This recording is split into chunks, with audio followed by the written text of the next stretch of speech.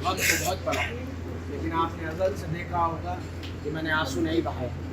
मैंने मजबूती से और समझदारी से, दोनों चीज़ों से इस चीज़ को लेकर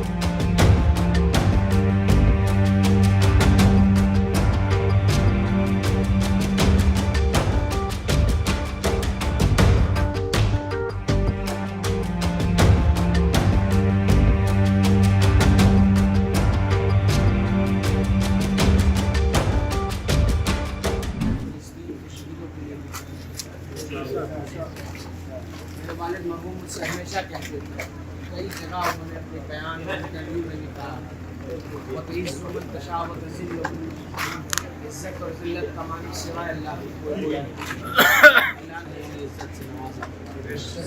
मेरी ये उम्मीद है और मैं ये दुआ करता हूँ कि अल्लाह उन्हें जन्नत के बागों में सैर कराए, अल्लाह उन्हें बहिश्तों में दाखिल करे, अल्लाह उन्हें जन्नतुल फिरदौस में मुक़ीम बनाए।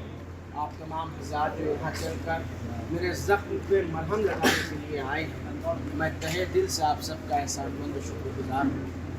और मैं आपको यकीन दिलाना चाहता हूँ कि जिस तरह आप मेरे खुशी में और गम में हमेशा मेरे शरीक रहे। यहाँ लोग बिहार से भी आए हैं, आज़मगढ़ से भी आए हैं, मऊ से भी आए हैं, बहुत जगहों से भी, लेकिन मैं इस बात का एहसास आप सबको दिलाना चाहता हूँ कि आप सबके सीनों में दिल बनकर मुख्तार अंसारी साहब धड़क रहे हैं। इस बात का मुझे एहसास है और मैं यकीन दिलाऊंगा कि मैं उनका फर्जंद, उनका बेटे होने की हैसियत से जब आपको ज़रूरत पड़े, आपकी मान सम्मान की हिफाजत के लिए, आपकी इज़्ज़त आबरू के ऊपर मुझे भी अगर शहीद होना पड़ेगा तो मैं कभी पीछे नहीं।